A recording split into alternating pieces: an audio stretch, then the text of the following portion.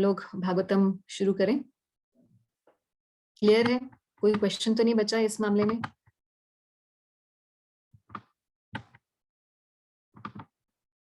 Okay, so I hope there is no question. अगर होगा कुछ क्वेश्चंस तो हम we can always take it up again. तो आज हम लोग कर रहे हैं स्टार्ट चैप्टर नंबर 3।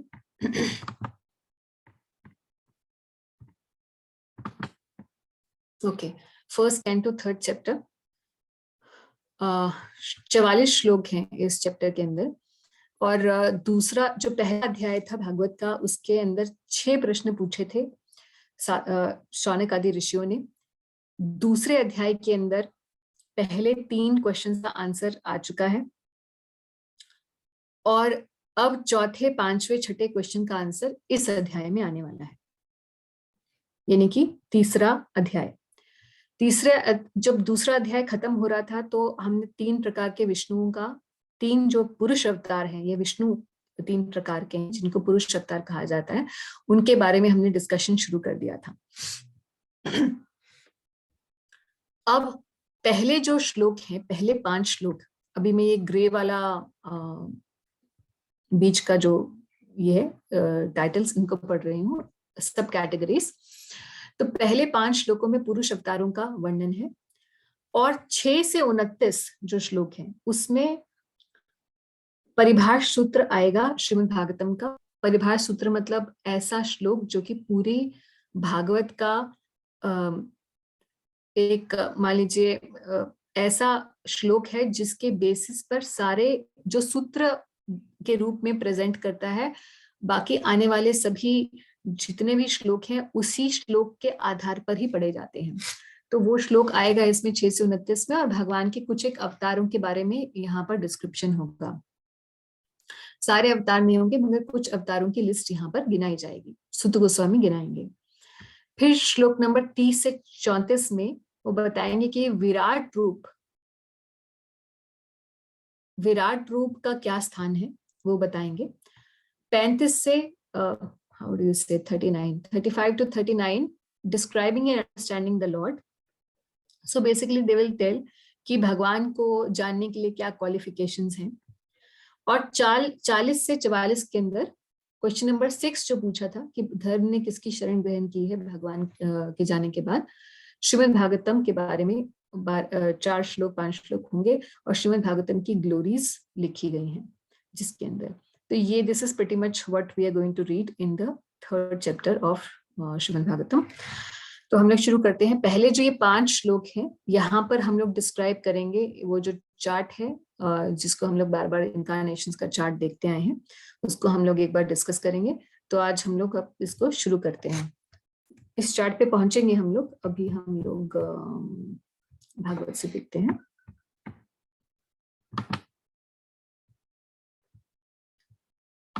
ओके,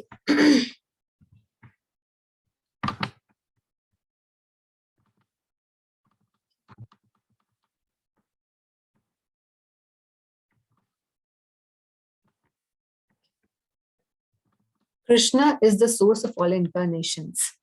सारे अवतारों के जो स्रोत हैं भगवान श्री कृष्ण है, ये अध्याय का नाम है।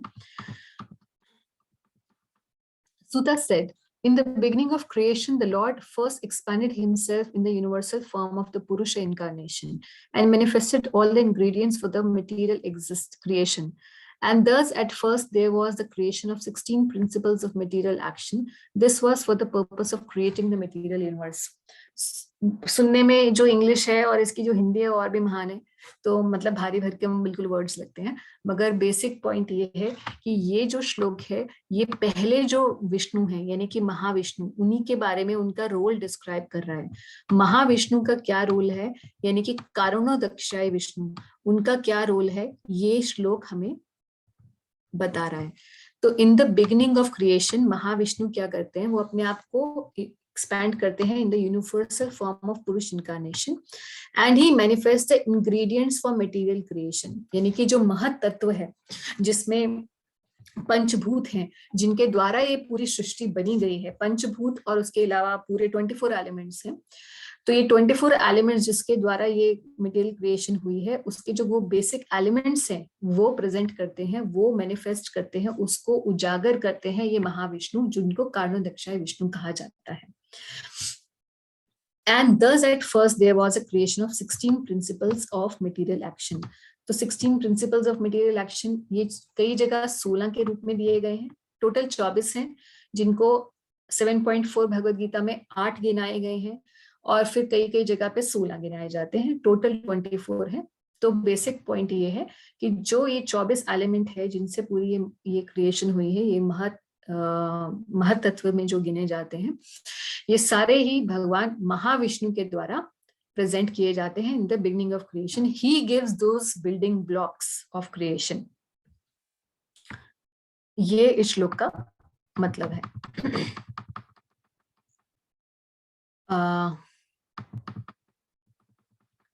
ओके, अगले श्लोक में कहा गया है अ पार्ट ऑफ द पुरुषा। कौन से पुरुष? जो पिछले में बताए हैं, यानी कि महाविष्णु। महाविष्णु के एक पार्ट, एक अंश, वो क्या करते हैं? He lies down within the water of universe, and from the navel lake of his body sprouts a lotus stem, and from the lotus flower atop this stem, Brahma, the master of all engineer in this universe, become manifest. तो ये श्लोक बताइए किसके बारे में है, कौन से पुरुष के बारे में है? गर्भोदक्षाय विष्णु जी। तो गर्भोदक्षाय विष्णु के बारे में श्लोक बता रहा है। इसका मतलब महाविष्णु का एक हर एक अंश जो है, मतलब एक एक अंश हर एक यूनिवर्स पहुंचता है और उस यूनिवर्स को सस्टेन करता है। ये दूसरा श्लोक हो गया।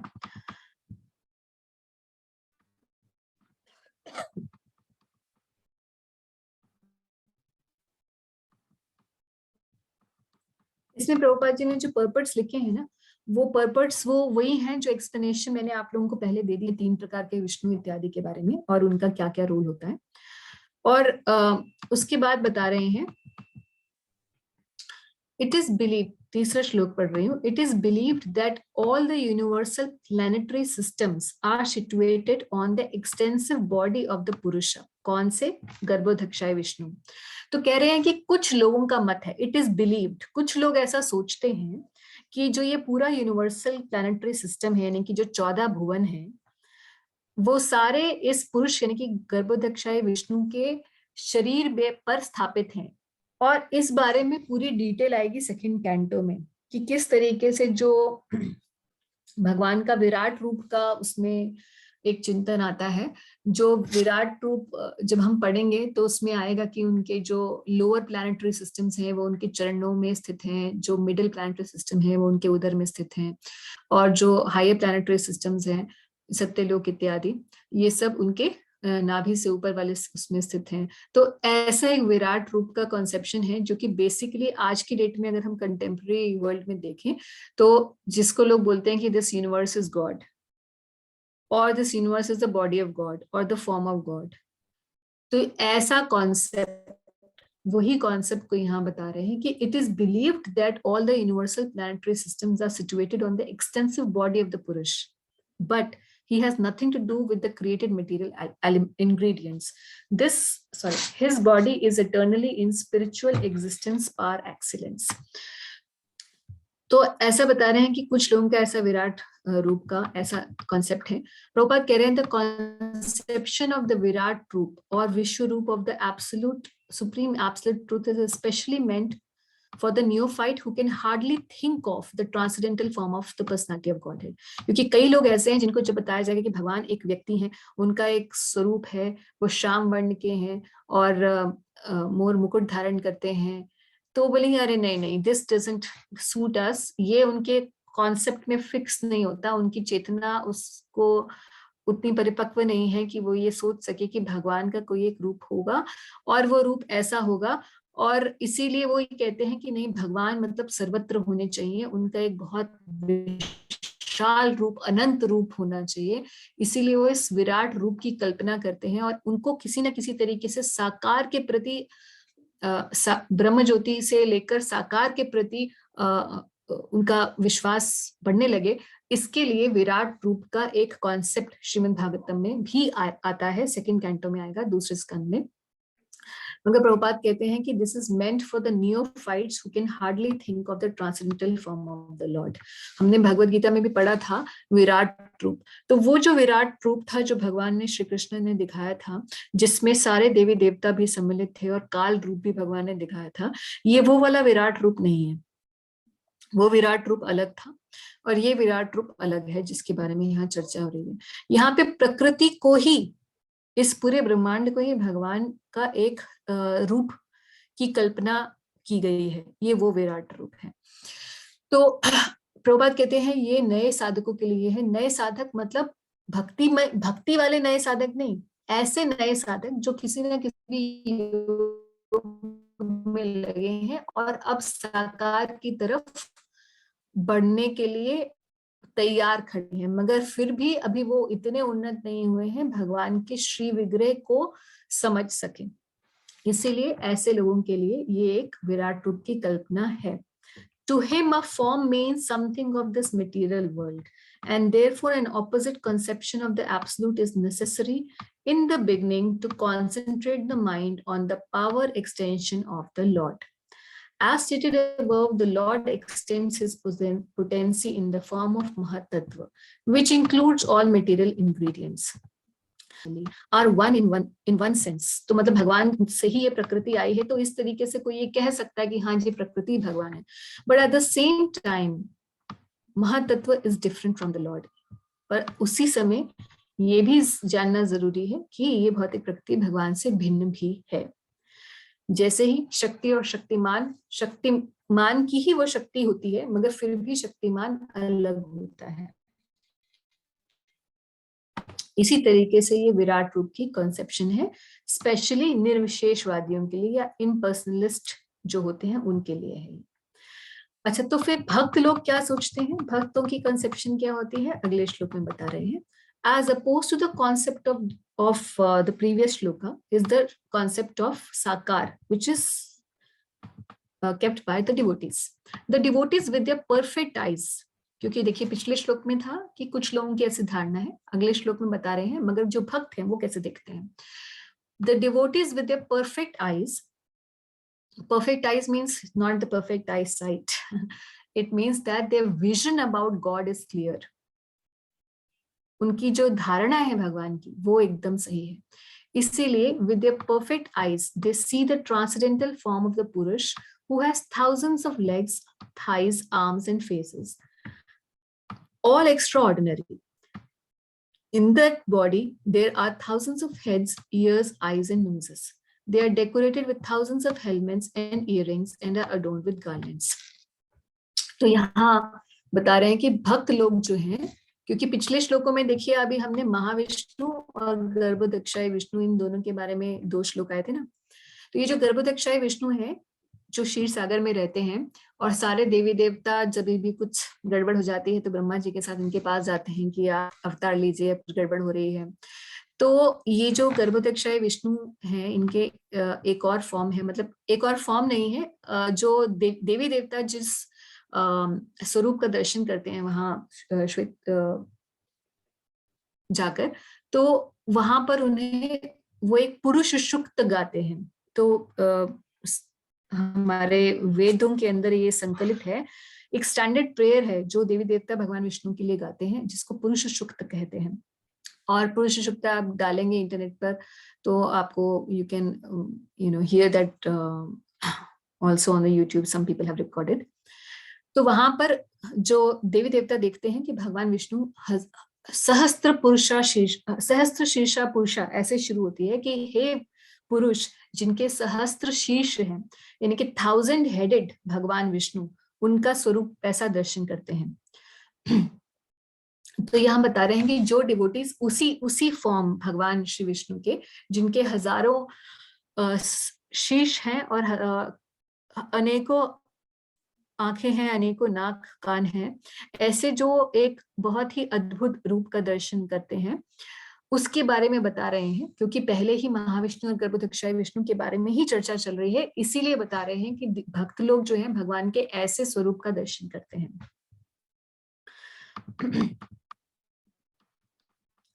अगले श्लोक में बता रहे हैं कि this form of the Lord, this form, the Garbhodakshaya Vishnu, the second manifestation of Purusha, जो दूसरे पुरुष हैं, is the source and indestructible seed of multifarious incarnations within the universe. इस पूरे ब्रह्मांड में जब जब भी भगवान का कोई इनकारनेशन आता है, वो इस गर्भोदक्षाय विष्णु का ही एक्सपेंशन होता है। इसीलिए उन्हें राम अवतार, नरसिंह अवतार, ये सारे अवतार बोले जाते हैं कि ये विष्णु के अवतार है। So this Garbhodakshaya Vishnu is the source and indestructible seed of the multifarious incarnation within the universe. And from the particles and portions of this form, particle का क्या मतलब है? अंश, and portions मतलब अंशांश। तो इन्हीं गर्भोदक्षाय विष्णु के अंश से और उनके अंशों के अंश से different living entities like demigods, men and others are created. इसका मतलब ये क्या है कि दो प्रकार के, ये जो भगवान विष्णु का ही के इनकारनेट, अब यहाँ दो प्रकार के अंशों की बात हो रही है। एक अंश तो वो जिससे अवतार आते हैं भगवान विष्णु के, जिनको भगवान का स्वांश कहा जाता है, और दूसरे हैं भगवान के विभिन्न अंश। विभिन्न अंश वो हैं जो हम जीवात्माएं हैं, जिसमें देवी देवता भी सम्मिलित हैं। तो कह रहे हैं कि यही गर्भोदक्षाय विष्णु हैं जो कि अवतारों के भी स्रोत हैं और विभिन्न अंशों के भी स्रोत हैं इस पूरे भौतिक ब्रह्मांड के अंदर।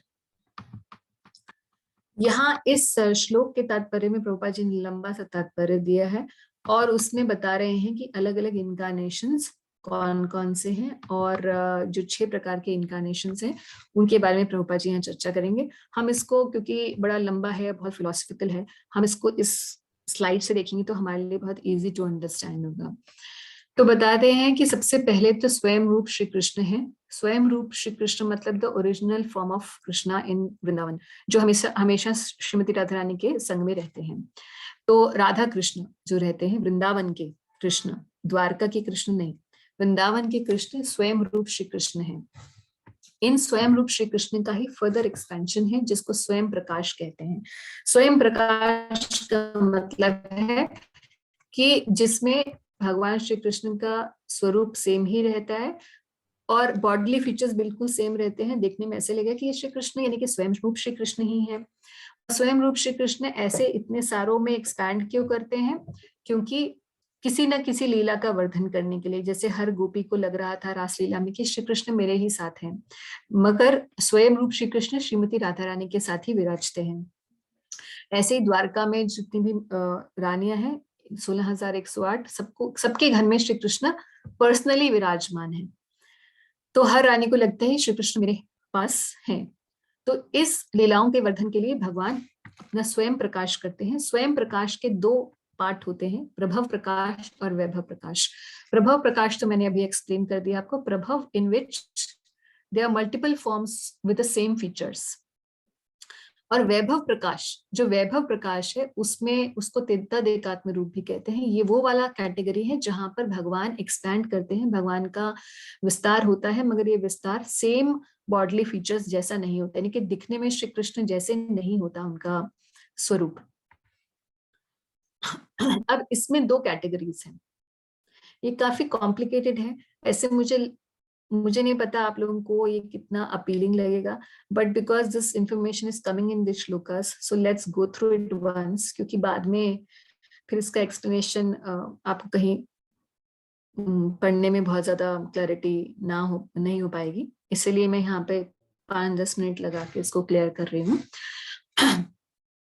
तो तद एकात्म रूप ये वैभव प्रकाश के 2 आगे फर्दर डिविजन्स हैं। एक है स्वांश और एक है विलास। स्वांश क्या होता है और विलास क्या होता है? तो बहुत सिंपल, टेक्निकल में नहीं जाएंगे क्योंकि पूरा टेक्निकल सब्जेक्ट है, और इसके ऊपर अगर आप बहुत ज्यादा रिसर्च करना चाहते हैं तो लघु भागवतामृतम नाम का एक ग्रंथ है, उसमें सारी डिटेल्स मिलेगी। और अगर आप उतना रिसर्च नहीं करना चाहते मगर थोड़ा सा रिसर्च करना चाहते हैं तो चैतन्य चरितामृतम मध्य लीला 20वां अध्याय पढ़ लीजिएगा, तो वहां पर भी एक्सप्लेनेशन है। मगर उतना भी एक्सप्लेनेशन नहीं पढ़ना चाहते तो सिर्फ यही पर यहाँ पर सुन लीजिए, उतना ही ज्ञान बहुत है आपके अवस्था में अभी। तो स्वांश और विलास ये दो कैटेगरी है वैभव प्रकाश की। स्वांश का मतलब है, जैसे अभी हमने पढ़ा था कि उनके अंश और उनके अंशांशों से बनता है, तो अंश स्वांश मतलब उन्हीं का एक अंश, वैभव प्रकाश के द्वारा उन्हीं के एक अंश से ये 6 प्रकार के ये अवतार आते हैं। 6 प्रकार के अवतार कौन से हैं? लीला अवतार, पुरुष अवतार, गुण अवतार, शक्तिवेश अवतार, मनवंतर अवतार और युग अवतार।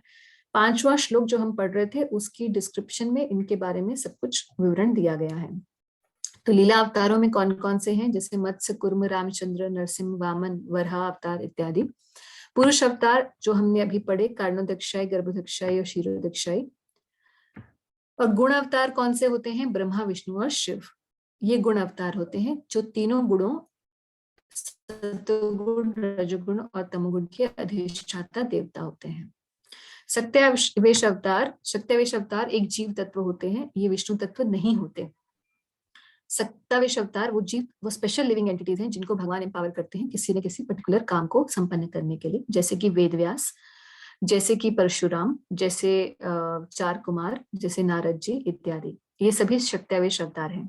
इसके अलावा विभूति भी होते हैं जो भगवान के 10वें भगवत गीता के 10वें अध्याय में है, जहां भी कोई प्रिंसिपल रोल में होता है, एज अ किंगली रोल में होता है, चीफ के रोल में होता है, वो उसके अंदर वो जो पावर होती है वो भी भगवान के प्रतिनिधित्व करने की जो क्षमता है, नेतृत्व करने की जो क्षमता है, ये भी भगवान के द्वारा दी जाती है, इसीलिए इसे विभूति कहा जाता है। तो शक्तिवेश अवतार के अंदर अवतार और विभूति दो इस तरीके से डिविजन्स है। Vibhuti are have very less power and avatar, shaktivesha अवतार है लॉट ऑफ पावर, जैसे परशुराम जी।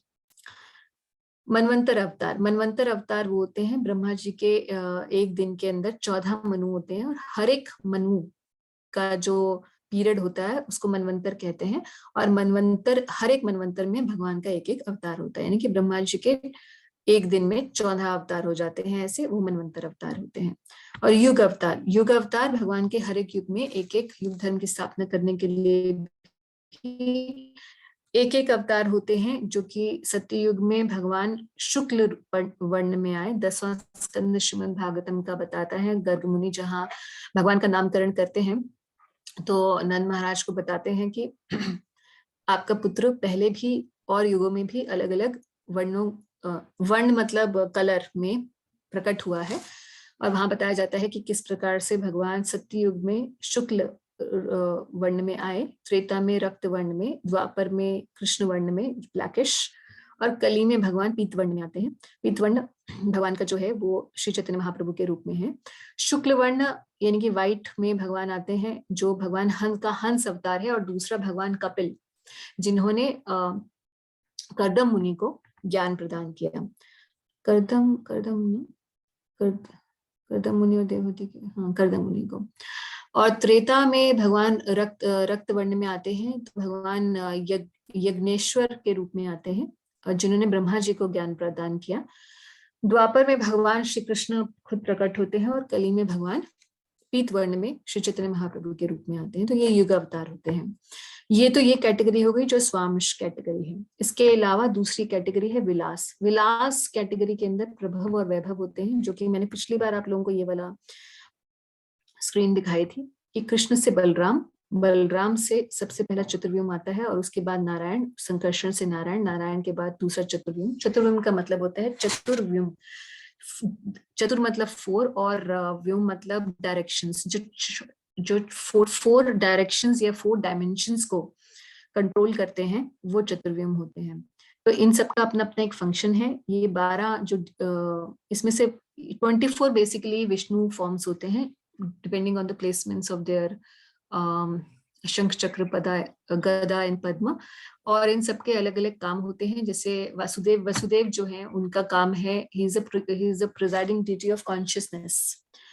Pradyumna is the presiding deity of intelligence, Aniruddha is the presiding deity of mind. And Mool Sankarshan, his work is integration and disintegration of this material cosmos, and to represent a time factor. So anyways, this is very technical, so we will not go too much into it. But छोटा सा question है, बताइए। हाँ जी, ये जो वासुदेव और अनिरुद्ध, मूल, संकर्षण, प्रद्युम्ना, उसके बाद नारायणा के बाद फिर वही चार आए हैं, बिल्कुल वासुदेव, अनिरुद्ध, संकर्षण और प्रद्युम्ना। इनका कोई सिग्निफिकेंस है? Why Narayana came into the picture and then again the four incarnation? हाँ, तो ये जो पहला चतुर्व्यूह है प्रभव विलास है, और दूसरा चतुर्व्यूह जो है वो वैभव विलास है।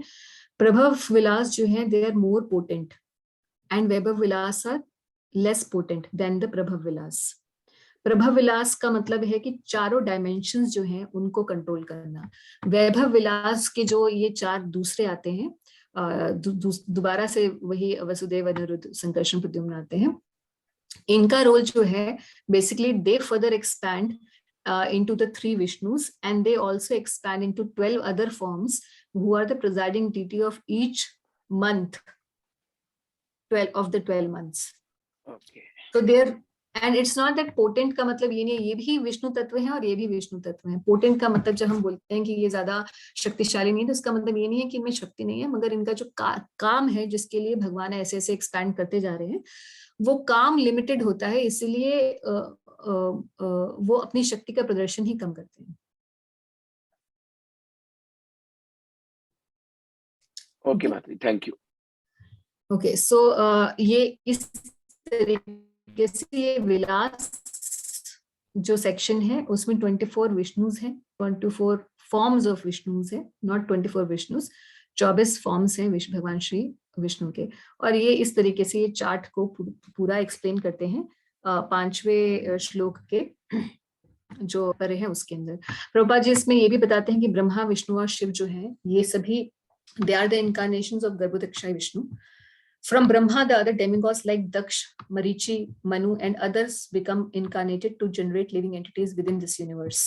तो ब्रह्मा जी से उनके मानस पुत्र आते हैं, और मानस, क्योंकि पहले ब्रह्मा जी ने जो भी संतान उत्पत्ति की उसमें किसी स्त्री की आवश्यकता नहीं थी, मानस पुत्र उत्पन्न करते थे।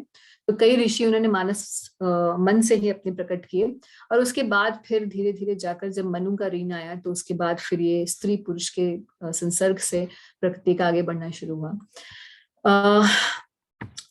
और प्रभुपाद जी इसमें शिव जी की भी पोजीशन बताते हैं कि शिव जी की मार्जिनल पोजीशन है बिटवीन, जो जीव तत्व भी नहीं है और वो विष्णु तत्व भी नहीं है, तो बीच का पोजीशन है। The highest pious living being और the greatest devotee of lord is empowered with the हाँ, ब्रह्मा जी के बारे में बता रहे हैं उसके बाद कि ब्रह्मा जी की पोजीशन है कि वो जो उस यूनिवर्स सबसे पायस पर्सन होता है उसको ब्रह्मा जी की पोस्ट प्रदान की जाती है। तो ब्रह्मा जी की एक पोस्ट होती है, ऐसे ही देवी देवताओं की भी एक पोस्ट होती है। ऐसा नहीं है कि जो इंद्र बन गया एक बार वो हमेशा के लिए हर एक क्रिएशन में इंद्र रहेगा, नहीं। So these post are just like those of presidents and prime ministers. यहाँ पे इलेक्शन से होता है, वहां पर अपने पुण्य कर्मों से होता है। बट शिव जी जो है वो जीव तत्व नहीं है। Shiva ji is an expansion of Sadashiva who lives in the spiritual sky, जो भौतिक ब्रह्मांड में नहीं रहते। सदाशिव जो है भगवान के, ये जो संकर्षण हमने भी देखे थे एक्सपेंशन, उन्हीं का ही फर्दर एक्सपेंशन है सदाशिव। और उन्हीं सदाशिव के जो आगे further he also further expands in every universe as Shiv. So Lord Shiva is not an ordinary living being. He is the plenary portion of the Lord. Plenary मतलब अंशांश, but अंशांश मतलब अंशों का भी अंश। But because Lord Shiva is in direct touch with the material nature, he is not exactly in the same transcendental position as Lord Vishnu. The difference is that same difference है जो दूध और दही में डिफरेंस है। दूध से दही बन सकता है मगर दही से दूध नहीं बन सकता है। उसी तरीके से शिव जी और विष्णु भगवान का रिलेशनशिप बताया जाता है। और फिर यहाँ पे मनु के बारे में बताया, मनवंतर अवतार जो हमने भी पढ़े कि कौन कौन सा। प्रभुपाद यहाँ बता रहे हैं कि इस प्रोमिनेंट विद इन अभी फिलहाल का जो यूनिवर्स अभी चल रहा है, जो कालक्रम अभी चल रहा है, उसमें कौन कौन से मनु, 14 मनु कौन कौन से हैं। अभी वैवस्वत मनु चल रहा है, प्रभुपाद जी बता रहे थे, और उसके बाद कौन कौन से मनु आने वाले हैं, और वो भी लिस्ट जो है शास्त्रों के अंदर डिस्क्राइब्ड है। ऐसे युग अवतारों के बारे में है, और फिर विभूति और शक्तावेश अवतारों के बारे में बताकर प्रभुपाद जी यहाँ पर इस श्लोक को समाप्त करते हैं। तो यहाँ पर जो पूरी लिस्ट है, गर्भोदक्षाय विष्णु के बारे में हमने ये श्लोक पढ़ा कि गर्भोदक्ष अभी तीसरे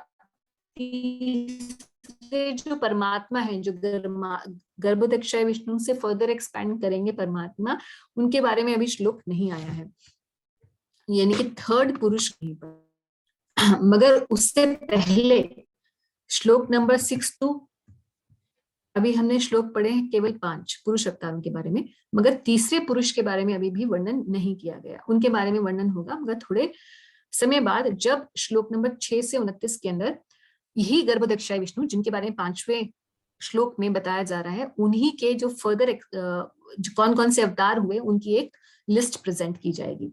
तो अभी क्योंकि गर्भोदक्षाय विष्णु के विषय में ही चल रहा था 5वां श्लोक, उसी कॉन्टिन्यूएशन में बताना शुरू करते हैं गर्भोदक्षाय विष्णु, क्योंकि he is the source of all incarnations, अभी जैसे पिछले श्लोक में बताया। तो अब बताना शुरू करते हैं कि कैसे कौन कौन से अवतार आए, उनके बारे में कुछ एक बता रहे हैं। तो first of all, in the beginning of creation they were the 4 unmarried sons of Brahma. तो सबसे पहले जो है ब्रह्मा जी के जो 4 बेटे यानी कि 4 कुमार हैं, उनके बारे में बता रहे हैं कि ये 4 कुमार भी भगवान के एक शक्त्यावेश अवतार है। तो in the beginning of creation Brahma ji ने सबसे पहले ये 4 कुमारों की जो इनके मानस पुत्र थे उनको बताया। who being situated in a vow of celibacy underwent severe austerities for realization of the absolute truth। तो उन्होंने तपस्या का मार्ग दिखाया और ब्रह्मचर्य का मार्ग दिखाया इन 4 कुमारों ने। ये 4 कुमार भगवान के शक्त्यावेश अवतार हैं।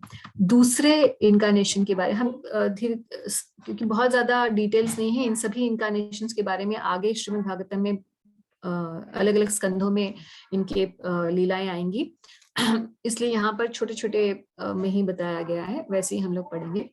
The supreme enjoyer of all sacrifice accepted the incarnation of Bor। Bore मतलब शुकर का अवतार लिया। And for the welfare of the earth, he lifted the earth up from the nether regions of the hell of the universe। माफ कीजिए।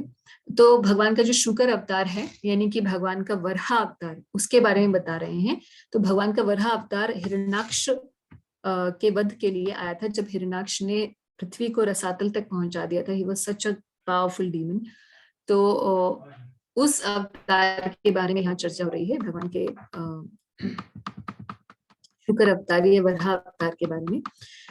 तीसरा अवतार जो बता रहे हैं, देखिए यहाँ पे जो लिस्ट है अवतारों की, वो इट्स एन इंडिकेटिव लिस्ट, ये एग्जॉस्टिव लिस्ट नहीं है, क्योंकि एग्जॉस्टिव लिस्ट बन ही नहीं सकती। बहुत सारे अवतार हैं और हर एक बार जब सृष्टि होती है तो अलग अलग तरीके से अवतार प्रेजेंट होते हैं। तो अलग अलग इसलिए जो करंट जो टाइम चल रहा है, यानी कि वैवस्वत मनु का ये जो रीन चल रहा है, उसके हिसाब से और उससे इमीडिएटली पहले इस पर्टिकुलर सृष्टि में, इस पर्टिकुलर बार जब सृष्टि हुई तब कौन कौन से अवतार आए हैं, उस हिसाब से यहाँ पर बताया जा रहा है। वो भी बहुत ज्यादा बड़ी लिस्ट नहीं है, कुछ एक अवतारों की यहाँ पर लिस्ट बनाई गई है। तो हम ये ना सोचें कि भागवत में जो ये वाले श्लोक में 6 से 29 में जो अवतार लिखे हैं वही है, सिर्फ ऐसा नहीं है। और ये भी मत सोचें कि वो जो 10 अवतार हम अभी तक सोचते आए थे कि विष्णु जी की तो केवल 10 अवतार हैं, तो वो सिर्फ 10 अवतार नहीं है। वो एक कवि जो जिनका नाम, क्या नाम है उनका, जयदेव गोस्वामी। तो जयदेव गोस्वामी ने एक अलग अलग रचनाएं लिखी, जिसमें से एक रचना थी दशावतार की। तो उन्होंने 10 एक चुनिंदा 10 अवतारों को मेंशन किया उसके अंदर। तो वो दशावतार स्तोत्र बहुत फेमस हुआ और इसीलिए लोगों को ऐसा लगने लगा कि शायद 10 ही अवतार है, मगर ऐसा नहीं है। यहीं हम देखेंगे कि 10 से बहुत ज्यादा लिस्ट गिना देंगे सुत Goswami. In the millennium of rishis, the personality of God had accepted the third empowered incarnation in the form of Devrishi Narad। तो ये भी एक शक्त्यावेश अवतार है, empowered incarnation। इस अवतार का क्या हेतु था, तो देखेंगे आप हर एक अवतार का कोई ना कोई हेतु है, यानी कि कोई एक पर्टिकुलर रीजन है why it has come। Who is a great sage among the demigods? What did he do? He collected expositions of the Vedas devotional service and which inspired non-fruitive action. यानी कि कर्मों से विमुख, काम करते करते लोग जो सिर्फ कर्म बंधन के अंदर बनते रहते हैं, उस छुड़ाकर वेदों का वो वाला पोर्शन उन्होंने प्रेजेंट किया जिसमें भक्ति के जो भक्ति का जो अंश है वेदों का, वो वाला पोर्शन जो भक्ति को ही प्राथमिकता देता है, उसको उजागर किया। ये देवर्षि नारद का स्पेसिफिक कंट्रीब्यूशन है। और कैसे उजागर किया, जैसे आज मैंने आपको बताया कि पंचरात्र विधि होती है, तो ये नारद जी द्वारा ही दी गई है।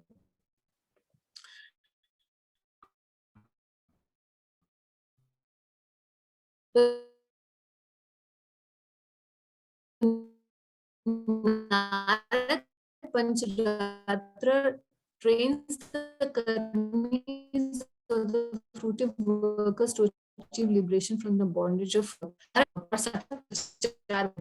भक्ति का प्रचार करना। तो इस पूरे मेरी आवाज आ रही है यहाँ पे? आवाज मेरी क्लियर है? कट रही है, ब्रेक हो रही है माता जी। ब्रेक हो रही है? अभी भी हो रही है ब्रेक? अभी ठीक है माता जी, अभी ठीक है, ओके। तो कुछ अगर लंबे समय तक हो जाए और मिस हो जाए ना, तो एक बार प्लीज मुझे बीच में बोल दीजिएगा, क्योंकि मुझे पता नहीं चलता जब तक यहाँ से पॉपअप नहीं आता। तो नारद जी का मेन काम है भक्ति का प्रचार करना। और हम देखते हैं कि ध्रुव, प्रहलाद जैसे व्यास देव जैसे महान व्यक्ति भी इनके भक्त, इनके ही शिष्य रहे हैं।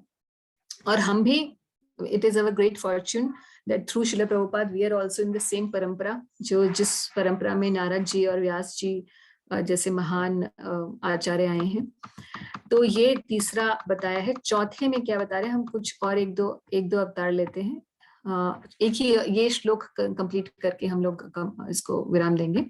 In the fourth incarnation the lord became Nara and Narayana, the twin sons of the wife of king Dharma. तो एक महाराज धर्म थे, उनके पुत्र नर नारायण के रूप में आए भगवान। ये जो नर नारायण है वो और कोई नहीं है। नर कौन है? अर्जुन। कई बार मैं आप लोगों को शायद पहले भी बता चुकी हूँ। और नारायण तो भगवान नारायण स्वयं ही है। तो अर्जुन और श्री कृष्ण जो है पहले भी एक भाई भाई के रूप में आए हुए हैं, ट्विन ब्रदर्स, जो एक जीव और एक भगवान विष्णु दोनों इकट्ठे प्रेजेंट हुए। भगवान इस प्रकार से अवतार लिए। इसका हेतु क्या था? जिनकी पूजा जो है बद्रिक आश्रम में भी अभी भी होती है, आप जानते हैं। तो नर नारायण जी, इनका अवतार का हेतु था, they undertook severe and exemplary penance to control the senses. तपस्या का मार्ग, कठिन तपस्या का मार्ग इन्होंने, नर नारायण ऋषि ने प्रेजेंट किया, ताकि व्यक्ति अपनी सेंसेस को कंट्रोल कर सके। तो तपस्या के बारे में हम लोग पहले भी कर चुके हैं कि कैसे तपस्या हमें हेल्प करती है, क्योंकि तपस्या करने से हमारी इंद्रियां संयमित होती हैं, हमारे पाप कर्म क्षीण होते हैं, और प्योरिफाइड सेंसेस से हम भगवान की सेवा कर सकते हैं, भक्ति करने में आसानी होती है। इसीलिए तपस्या करना आवश्यक है हर भक्त के लिए। मगर हमारी वो वाली तपस्या नहीं है कि हम जाकर जंगल में बैठ जाएं या हिमालय पे चले जाएं। वो वाली तपस्या अब हमारे लिए नहीं है। हमारी तपस्या सिंपल एक ही है कि हम सुबह जल्दी उठ जाएं और भगवान के नामों का जप करें, ये ही, और 4 नियम का पालन करें। इतनी भी तपस्या अगर हम कर लें तो प्रभुपाद जी कहते हैं कि गारंटी है that you will go back to Godhead in this very life. तो हम कम से कम इतनी तपस्या तो हर भक्त को अपने जीवन में लेकर आनी ही चाहिए। 16 माला और 4 नियमों का पालन, इतना तपस्या कम से कम हो। भगवान यहाँ आदर्श स्थापित करने के लिए बहुत घोर तपस्या किए हैं, और यही इस अवतार का हेतु था। अगले श्लोक से हम लोग अगली बार पढ़ेंगे। तो आज हमने 9 श्लोक इस अध्याय के किए हैं। अगले श्लोक थोड़े फास्ट चलेंगे, क्योंकि उसमें वो टेक्निकल चीजें नहीं हैं जो अभी तक हम इनकारनेशंस के टेक्निकल पॉइंट्स को डिस्कस करते आए हैं। तो आगे थोड़ा सा सरल रहेगा ये अध्याय। तो अभी आपके कुछ क्वेश्चंस हैं तो हम लोग 10 मिनट तक ले लेते हैं, क्योंकि 8:30 फिर हमारी एक और मीटिंग है। माता जी ये कली अवतार है, वो कौन सा अवतार है? वो लीला अवतार है क्या माता जी? जो कलियुग के एंड के लिए आएंगे वो? कलयुग का, हाँ, जो कली अवतार आएंगे वो भी लीला अवतार ही आएंगे। वो एक, अगर जब पीत वर्ण का आता है उनका, अभी अगर आप भागवत में देखेंगे तो भागवत के अंदर जब गर्ग मुनि भगवान को बताते हैं, नंद महाराज को बोलते हैं कि आपके पुत्र के अलग अलग युगों में अलग अलग वर्ण से आया है, अलग अलग कलर्स में आया है, और बताते हैं कि कलयुग में ये पीत वर्ण में आएगा। तो कलयुग जो कली भगवान है, कल की भगवान, कली नहीं, कल की भगवान जो है, जो कली में अवतार एट द एंड ऑफ कली लेंगे और दुष्टों को विनाश करेंगे और सतयुग की दोबारा से स्थापना करेंगे। तो कल की अवतार का जो वर्ण बताया गया है वो ब्लूइश ब्लैकिश है। तो ये जो पीत वर्ण है, ये भगवान श्री चैतन्य महाप्रभु का वर्ण है, पीत वर्ण। Okay, all right, any other question? माता जी, वहाँ पे जो 2 चार्ट थे ना, वहाँ पे एक बार वो वैभव अवतार, वहाँ पे भी एक था कि संकर्षण से गर्भदक्षाई विष्णु वो, और फिर दूसरे चार्ट में वो मतलब जो हाँ, तो माता जी पुरुष अवतार वहाँ तो वो दूसरे यहाँ पे हाँ हाँ, तो दूसरे क्वेश्चन आपका ये है कि पुरुष अवतार यहाँ पर अवतारों की लिस्ट में भी है और फिर भी दिखा रहे हैं कि गर्भदक्षाई विष्णु किससे ही फर्दर एक्सपेंडेड है, ये क्वेश्चन है। दूसरी स्लाइड पे भी जाऊं? अभी बताइए क्या क्वेश्चन है। हाँ माता जी, यहाँ पे भी तो महाविष्णु, गर्भदक्षाई विष्णु, क्षीरोदक्षाई विष्णु, मतलब मतलब वैभव विलास, और वहाँ पे तो वैभव विलास से पहले ही वो जो मतलब विलास का एक अलग डिवीजन था, और वहाँ पे वो नहीं देखिए वो okay, so the confusion is basically क्योंकि इस एक चार्ट में पूरा आ नहीं पाया है, क्योंकि जो विलास है इसके अंदर आप बोलो कि विलास एक अलग कैटेगरी है, स्वांश अलग कैटेगरी है। तो विलास के अंदर ही ये जो 4 विष्णु से उसी में हम बता रहे हैं कि ये महाविष्णु गर्भदक्षय और क्षीरोदक्षय विष्णु है। ये क्वेश्चन हाँ, और वहाँ पे वो दूसरी साइड में भी वो है, हाँ वो स्वमसा में भी वो तीनों वंश में भी है, और इधर से हम बता रहे हैं कि ये विलास का ही फर्दर एक्सपेंशन भी है। हाँ तो बेसिकली ये जो ये रिप्रेजेंटेशन के लिए इस तरीके से है ताकि we can understand, but ultimately this vilasa form further expands into this and becomes the Karnodakshai, Shirodakshai and Garbhodakshai. अच्छा माता जी, ठीक है। This explanation because you can, it's not a 3D chart, no? मेरा इंटरनेट फिर से स्लो गया। तनिषा आपको समझ में आया? माता जी थोड़ा आवाज बीच में नहीं था, बीच में चला गया था ना आवाज, हाँ यहाँ पे मुझे पॉपअप आया था। So I'm saying कि ये जो the chart is not a 3D chart. So we can't,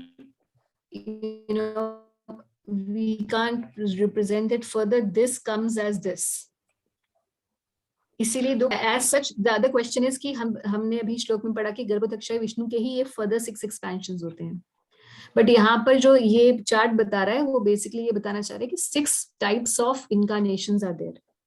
so ultimately इस चार्ट को एज सच इस तरीके से होना चाहिए था कि गर्भदक्षाई विष्णु तक ये 3 प्रेजेंट हो जाते, विलास से फर्दर एक्सपेंशन पुरुष अवतारों की होती, और फिर गर्भदक्षाई के नीचे ये तीनों चार्ट बनते, बाकी के अवतारों के रिप्रेजेंटेशन होता।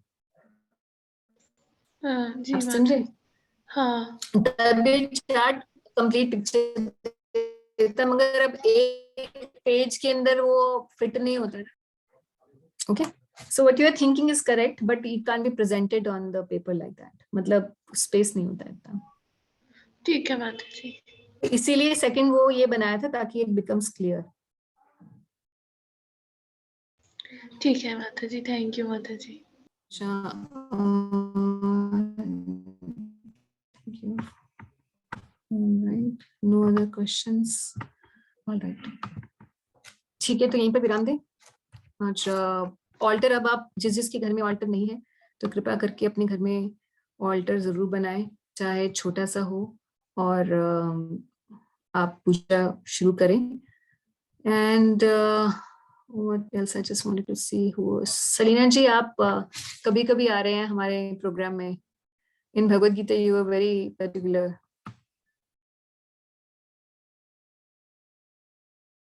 just इसमें से हमारे yes Selina ji Yes, Mataji, हरे कृष्णा I missed maybe 2 classes. Otherwise, I'm pretty blessed.